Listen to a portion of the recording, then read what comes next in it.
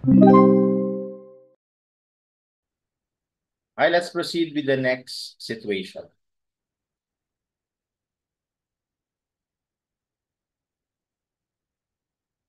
Situation number 4, the concrete slab supports the 6 vertical loads shown. Calculate the magnitude of the resultant.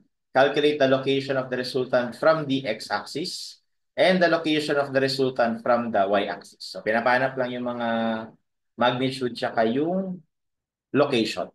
So, para sa magnitude, pansinin nyo na itong force system na to ay kahit 3D, parallel force system lang siya. So, lahat sila upward, downward lang or along the z-axis lang yung direction.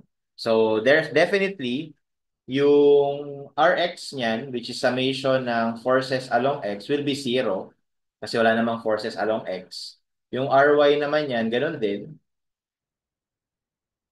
Okay, ang meron lang dyan is yung Rz. Okay, and that would be, so assume na lang natin na ano ha, upward, downward positive na lang tayo kasi lahat, majority naman downward. So we will have 48, upward yung 64, downward yung 40, 56, 32, tsaka 72.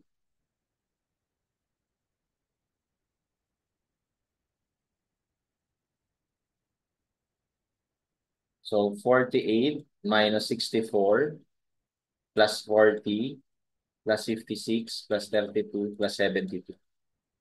So that gives us 184. And technically speaking, yung resultant talaga, square root yun ng Rx squared plus Ry squared plus Rz squared. No?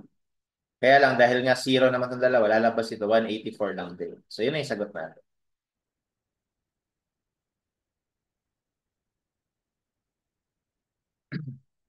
For the next two questions, pinapahanap yung location ng resultant. So let's say ito yung resultant. Yan, let's say yan yun. So gusto natin malaman saan to located. Bali, saan ito located? Yan. Ito. Ano yung distance niya? So that distance will be y. Tapos, ito naman. Saan yan located?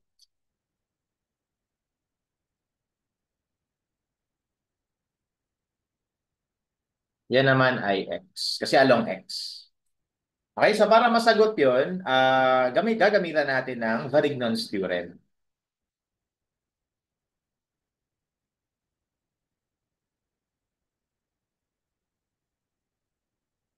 Okay? So, di ba sabi ni Varignon's theorem, yung moment ng resultant ay equal lang sa summation ng moments ng mga components niya. In this case, the components are the given forces. Okay? So, para makuha natin yung location na to, ito muna ano ba? Ano ba una yung tanong? Calculate the location of the resultant from the x-axis. So, from the x-axis, intindihin mabuti ha. From the x-axis, so ibig sabihin, galing dito, papunta dun sa papunta dun sa location ng resultant. So, ibig sabihin, hinahanap sa'yo ito. Bali, ito yung hinahanap sa'yo, yung y. Okay? So, hinahanap sa atin y. So, para makuha natin yung y, we will apply summation of moment about the x-axis.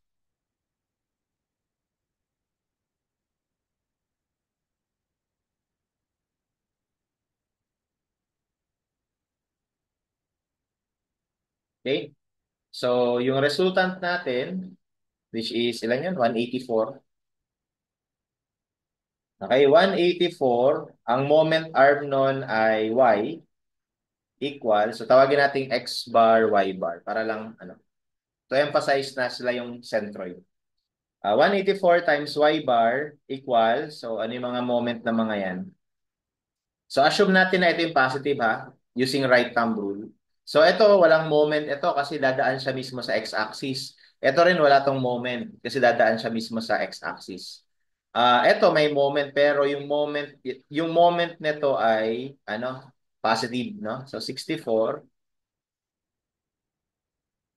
So right thumb rule tayo sa sign convention. So 64, ang moment arm natin is 2.4. Ito. Ito yun. Ang rotation niya is positive. Ito kasi yung positive natin. Pero nakalimutan kong banggitin, yung 184 pala natin, ang rotation niya ay baliktad, so negative. So dapat pala negative to. Okay? Next, 64, ano pang iikot? Yung 32 naman. Yung 32, ang moment arm natin galing sa X ay ito, which is 2.4 plus 3.6.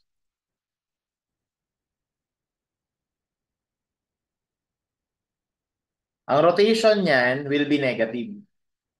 Okay, dahil pababa siya, ang magiging rotation niya about the x-axis ay pag ganito. Baliktad doon sa inassume natin na positive. Okay? And then, next, 56. Okay, 56 kilonewton. Ang moment arm natin would be this distance. So that's 2.4 plus 3.6 plus 2.8.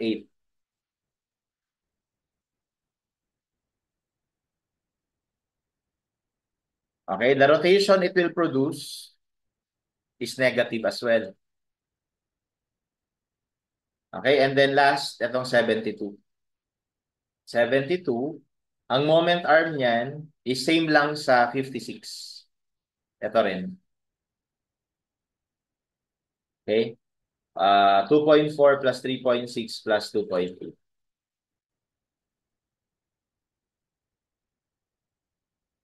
Okay, at ang rotation niya ulit ay negative. Okay? And yun na lahat, no? Wala na tayong nakalimutan. So, that will be our Y bar.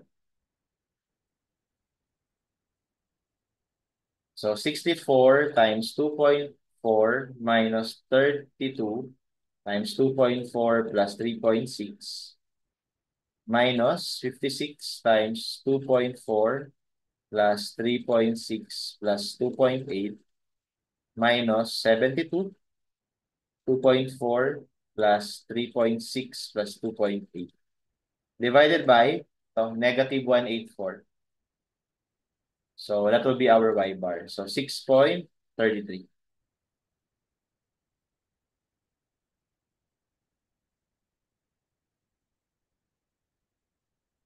Okay, so the answer here is letter B. Kung nalilito kayong tignan tong figure na to, pwede ulit kayo tumingin dito. Pwede kayo tumingin dyan. Kapag dyan kayo nakatingin, kasi dito tayo magmo-moment eh. Ang makikita natin, dito na nasa taas. Ito yung y-axis. Kunwari, ito yung z-axis. Ito yung So, ito yung x. So, dito tayo mag-moment dyan. Okay? So, meron ditong naka-apply na force na pwedeng red. May naka-apply dito na 48. Tapos sa likod nun, may naka-apply din na 40. So, meron pang plus 40. Dito naman, may naka-apply na 64 na ang layo ay 2.4. Tapos, dito may naka-apply na 32. Ito yon na ang layo niya naman is 3.6 mula dun sa 64. Tapos dito may naka-apply na 56 plus 72 kasi meron magkapantay kasi itong dalawa eh. No? Tapos ang layo niya ay 2.8. Ayan. So, pwedeng ganyan. Moment ka dyan. Tapos yung resultant natin is somewhere dito. Inassume ko lang yan. Somewhere dito, kunwari yung resultant natin na 184. So, parang ang hinahanap natin ito. Y bar. Okay, yung moment ng resultant 184 times y bar, negative kasi baliktad sa assume natin na positive. Ito yun. Okay, ay equal sa 64 times 2.4, 32 times this distance, 56 plus 72 times this distance. Kasi ito, walang moment kasi dadaan sila sa point of rotation. Pwedeng ganun, kung nalilito ka dito. Okay? And gawin natin yung dito sa kabila. So, para naman makuha natin yung x bar, mag-moment naman tayo dito sa y. O, dito tayo titingin. Para lang dyan tayo titingin. Okay? Kung dyan tayo nakatingin, redraw lang natin. Ito yung z, ito yung x. Okay, dito sa Z, meron dito nakaturo or merong force na ito, tsaka to. 40 tsaka 72. Ito nga pala yung y-axis. So, meron ditong force na 72 tsaka 40. Tapos, sa bandang left side, meron namang force na 32. Na ang distance niya is 2.8 ito. 2.8. Hanggang dyan. Tapos, sa bandang left side pa, meron namang 64 na upward. Na ang distance niya hanggang dyan ay 3.2. And then lastly, itong nasa dulo, 56 at saka 48. Parehas downward. So, 56 plus 48. Na ang layo ay 2 meters. Hanggang dyan. Okay? So again, if you would apply Varignon's theorem, moment about y-axis. So, bali yung resultant natin, somewhere dito, kunwari yun. Tapos ang hinahanap natin, itong distance na to. Yung x bar. Okay? So again, apply natin right thumb rule. So ito na yung positive sa right thumb rule. We will have 184 times x bar equals, ito walang moment. Ito na lang, 32 times 2.8. Tapos ang rotation niya positive. Okay, tapos ito naman, 64, ang rotation niya negative. Ang moment arm niya ay 3.2 plus 2.8. Next, yung 56 plus 64, 56 plus 48. Ang moment arm nun ay 2 plus 3.2 plus 2.2.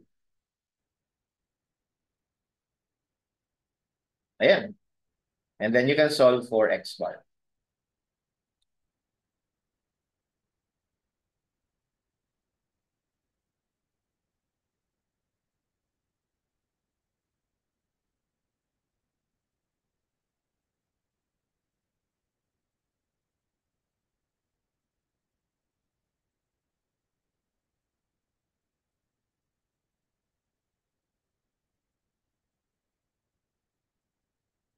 So we have 2.92.